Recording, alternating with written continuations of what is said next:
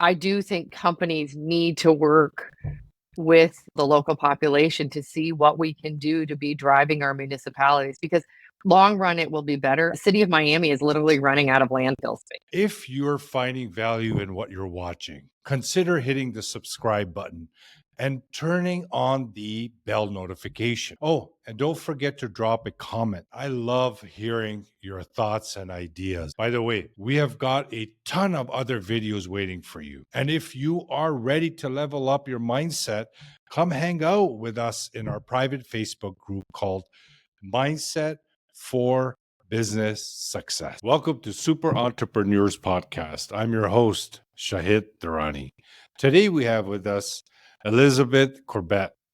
Elizabeth, she's the president of Enterprise for AE Global, and she's on a mission to build sustainable packaging and supply chain programs for companies which honor their brand identity, drive revenue, protect the product, and meet their budget. Thank you for joining us today, Elizabeth. Thank you for having me. My pleasure. So, can you talk about some companies that took advantage of sustainable packaging, which you have noticed a great boost in their revenues? If you could share what worked for them that could help anyone in the audience. I think the great thing about looking at your overall packaging portfolio, whether that be developing a new brand or looking at an existing brand, oftentimes as you're addressing, is my current packaging platform sustainable, or what can I do to make it more sustainable? You can actually oftentimes find ways to save money. And a lot of people think that, oh, if I'm going to be more sustainable, it's going to cost me a lot more money. And if you're going down this path and working with your partner, with somebody like me, my goal is to make that process cost neutral, and or maybe even save you some money. So one of the biggest things is I'm working with a customer right now where I'm currently working on 80 existing SKUs and 30 brand new ones. And in the case of the 80 existing SKUs, we have analyzed all of them. And out of the 80, at least half of them can have the current size of the packaging reduced because it's too big for the product. So if I'm a customer, for example, nobody loves getting an Amazon box that's 10 times bigger than what's inside, right? Nobody feels good about that. I don't feel good about that. I don't But feel it good about that for a happens. lot. It happens a lot. And Amazon has addressed it. It's a problem too. There are many reasons for it. What we're doing is and it's, believe it or not, and as I had this customer send all of the SKUs to my office here in Miami, and you could literally pick them up and you would shake them. And if you could hear something like moving around a bunch, you're like, okay, that box is too big. In the process of going through that and doing what we call right sizing, we will save the customer actually a significant amount of money, because the largest percentage of the cost of a package, no matter what it is, plastic, glass, paperboard, corrugate, over half the cost of that is the substrate itself. So if you can reduce the size of a box by 10, 15, 20%, you'll automatically save your customer money. But you've also made a huge step from a sustainability perspective, right? Because you're just using less material. But it's more than that. Think about how much space does that item take up on a pallet. And if you're able to reduce that by 10, 15, 20%, I can get more on a pallet. I'm going to use less room on a container. I'm going to use less room on a truck.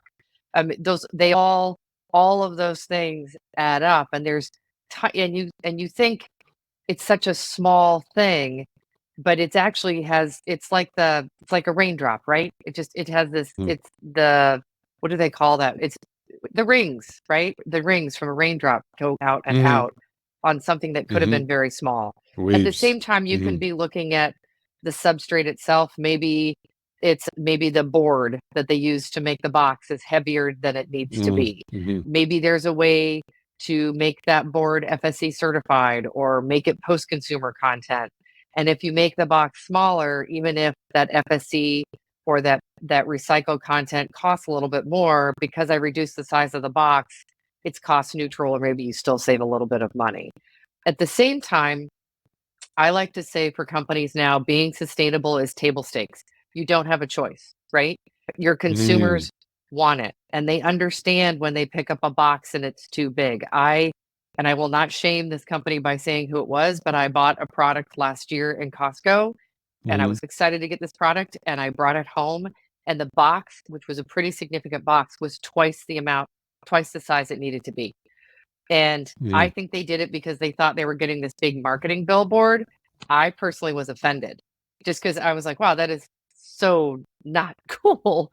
So there's things that you can do that way. The other things that customers are doing, and customers get it. They can look at a box in a Costco or a Sam's Club or a Walmart or wherever, or a Target, and see that it's, oh, that box is using 25% less material because people are talking about that. You'll see on the shelf, you've noticed our new packaging, we're using 25% less packaging, or we're using this much less plastic, or this is recycled, or or if it's plastic, this is made. Windex is moving all of their bottles to 100% ocean-bound plastic. That's great. That makes me that much more likely to want to buy that product. And there are more and more consumers who are trying to do the right thing as long as it's not a big uptick in cost. Does that answer your So question? Kind of. of course. So it has a ripple effect from what I'm hearing. You can't just look at it one dimensionally. You will see its effects all the way until it gets to the consumer's home. And then even when they recycle it and goes back into production, are they recycled? Yeah. So that's the other thing. When I'm developing a package, whether it's a rebrand or a new package, we have some core goals in terms of that package, that certainly it's right sized. We talk about that it's recyclable, that we're not doing anything in terms of the structure that's not recyclable if possible. Is there a way to make it have recycled content? Whether that be recycled paperboard, whether that be recycled plastic, whether that be aluminum, which can be recycled a million times. So there's a lot of different things that we can do on our side to be able to do that. The other thing that I'm starting to see, which I think is pretty interesting, I mentioned this customer that I'm doing this really large project for. One of the things that's been fascinating for me is, in every major step of the way, they have somebody from their ESG team who's part of the process. And that's something that I would say has evolved. 5 years ago, that wouldn't have been that way in most customers that I was working for. 5 years ago, maybe when you're about to launch it, they would have somebody from marketing call me and say, hey, is there anything sustainable about our packaging? Whereas now, at the very forefront, you've got somebody from ESG, maybe more than one, in the room with you as you're discussing what the right path is, and making sure that aligns for their goals as a company as a whole. Elizabeth, you mentioned, just to clarify on the savings portion of our discussion, are you saying that it will cost them less to go sustainable in the long run by making those tweaks with the packaging size and whatnot? Is that what I'm hearing? It is a huge potential for that to be a possible. It really depends, but I would say that, like I said, revamping 80 SKUs and half of the SKUs are in a box that's too big. There's no way I'm not going to save them money. Yeah, it's just common sense that if you change the packaging size, that could make a dramatic shift in the cost for the packaging of it itself. It can, and even direct to consumer shipping. Think about it that way, right? Yeah. Because UPS is all about dimensional It's shipping. lighter. If you make the product smaller, if you make the product packaging smaller, yep, absolutely, it will cost less money that way too. Because that's part of your cost structure. So what do you think that's driving this shift in consumers? Because the consumers are now looking at sustainability.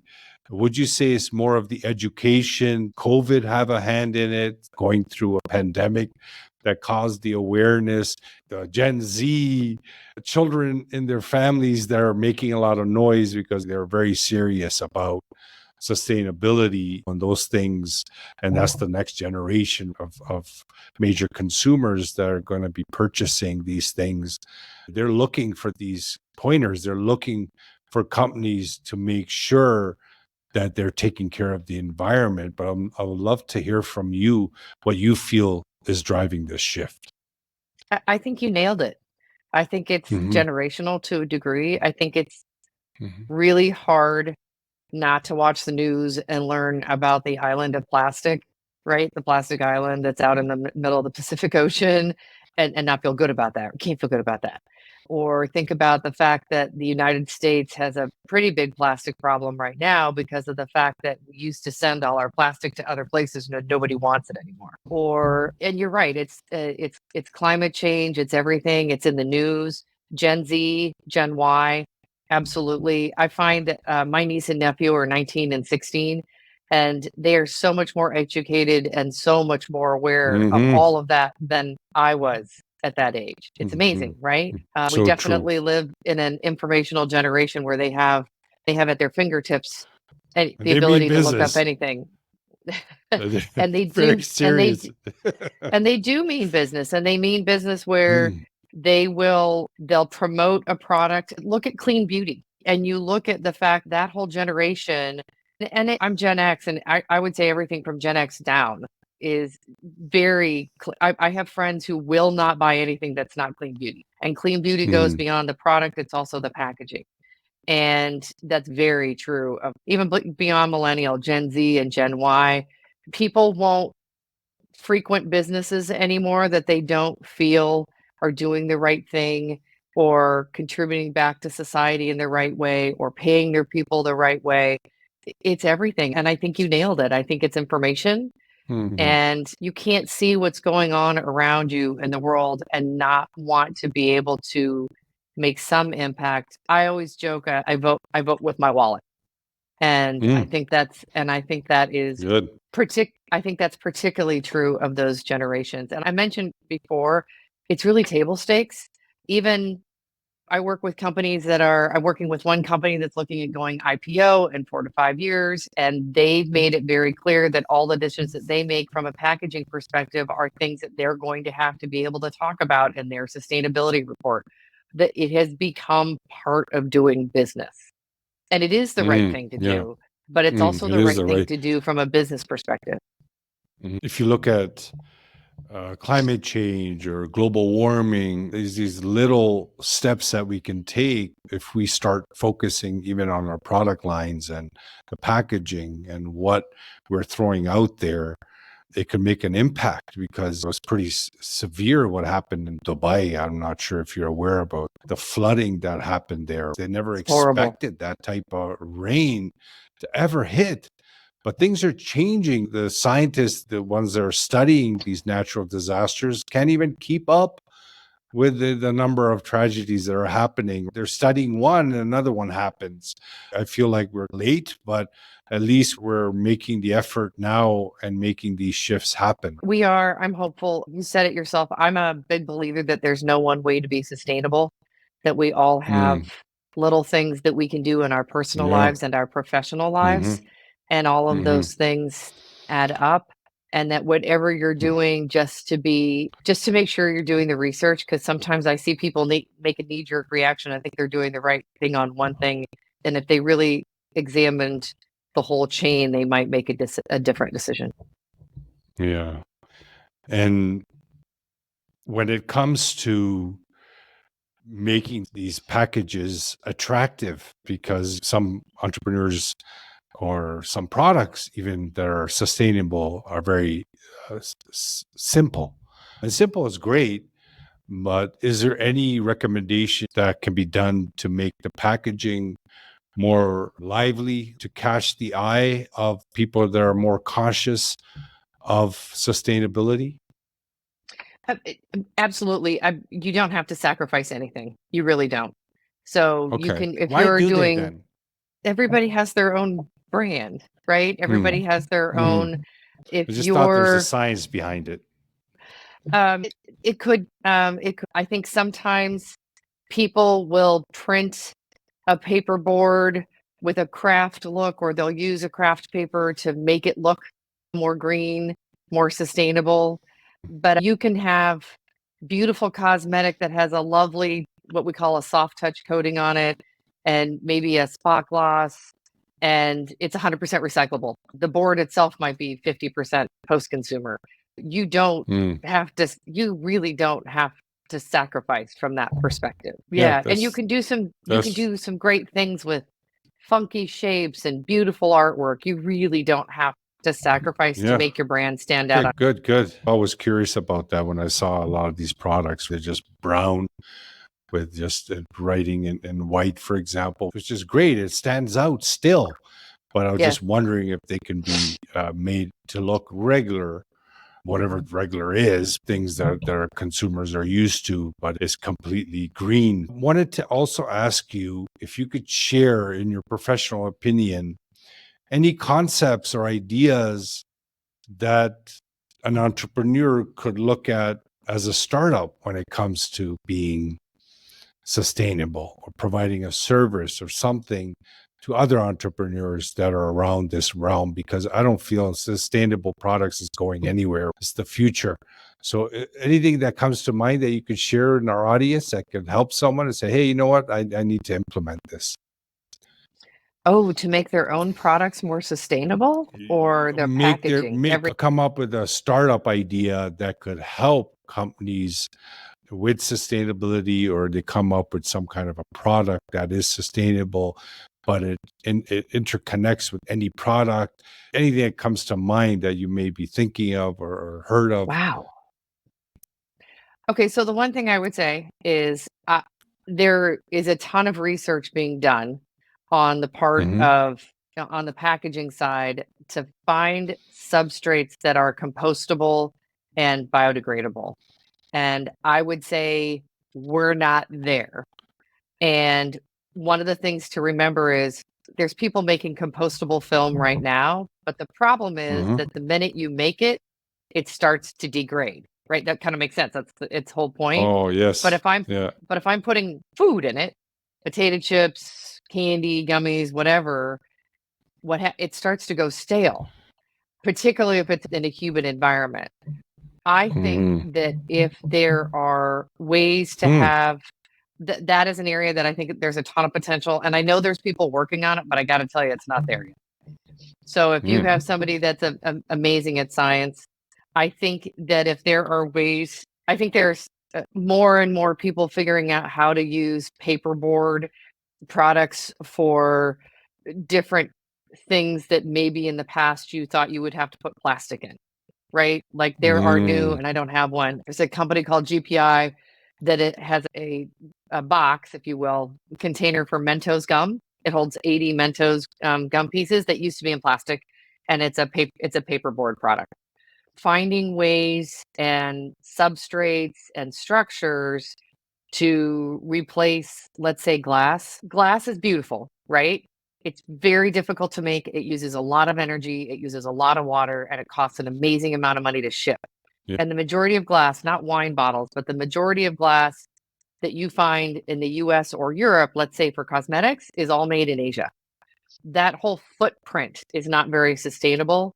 So anything personally that I think that you Okay. can find to replace Cool. that is pretty interesting. Yeah. Great. Trying to yeah. So those are No, a that's couple of key great. things. No, thank you so much, Elizabeth. That's great. We're always trying to boost entrepreneurship or startup ecosystem to come up with what's new, because artificial intelligence, sustainability, these are some of the ideas that I feel are not going anywhere. They're just going to grow. So getting 2 cents from experts like you, it helps a lot. So thank you so much. I Can you I share? think Mhm. go ahead. I was going to say the other thing is anything that a lot of people are interested in closed loop. So I have this product, it goes in the box, and finding a way to have that box come back to me to be reused again or recycled somehow and go back in there. I think that again, there are a lot of people working on that. I don't think there are a lot of perfect solutions. So that's something to think Mm. about too when you think about entrepreneurship. So you mean when you buy a product, automatically the packaging goes back. So they don't even recycle it. They don't throw it away, nothing. It just Yep. goes back to the manufacturer. And that's not going to work for everything, but there are some interesting products that it could work for. You know what? On a basic level, like the old milkman, Yeah. right? People got their milk in glass bottles They and then left they the put them back bottles. Yeah. outside and then they took them Yeah. again. It's that concept. in a Can very you simple believe, way. like, we're in a way we're going back to that, right? The bottles, and Isn't then that we funny? went into yeah, it's so funny. So, are there any hurdles that businesses face? There must be, but anything that you could share when they're trying to shift over to sustainable packaging? There's a couple things. One is just the process, right? It's a lot of work, right? And Mm, it's not a you don't flip the switch. One of the things that I tell people all the time is let's look at your current inventory. I don't want to throw away any old packaging. That's as unsustainable as you can get. So really trying to manage the supply chain and making sure that whenever that transition is that it's thoughtful, it's cost effective, and you have as little waste as possible. I as an industry, as a country, we have some challenges with overall recycling. We have, I think, probably the lowest recycling rate of any country like ours in the world, and part of the reason for that is all of our recycling standards, garbage, whatever, that's all done on a municipal level, right? It's all the municipalities who mm, decide that. Whereas mm, in Europe, it's a countrywide dictate and it's managed from a country perspective. So the hard part is if you live in Seattle, you can compost anything, you can recycle almost everything. If you're in Fort Lauderdale, you can recycle some things, you can't compost food waste. And if you're in some municipalities in the United States, it's hard to even recycle. So it's one of those things where I do think companies need to work with the general population, as you will, the local population, to see what we can do to be driving our municipalities, because long run it will be better. The city of Miami is literally running out of landfill space, right? I mean, that's mm. insane. That's a major US city running out of Yeah, landfill space. So those are all things that I do think companies can help with and help be driving whatever those programs could look like, and look at a Seattle or a Portland or a San Francisco, um, who are really doing great things from a waste management perspective, and figure out how to take that across the country, because that impacts all of us. That impacts our corporations. That impacts if you're making products that you want to be recyclable, but then you're selling it to a market where somebody has really limited access to recycling, yeah, then you lost. So no, that's a thing for me. yeah, no. Elizabeth, it was great talking to you today. What you're doing is very important. You're providing the guidance, you're providing a solution for more and more companies to shift over, or start planning to, at least. And going on podcasts like this definitely helps, because the information that you're sharing, it may bring awareness to someone that hasn't thought of it yet. By you investing your time out there, it really does provide a lot of value. So I appreciate your time today, and thank you so much for coming on our show. Thank you, Shahid.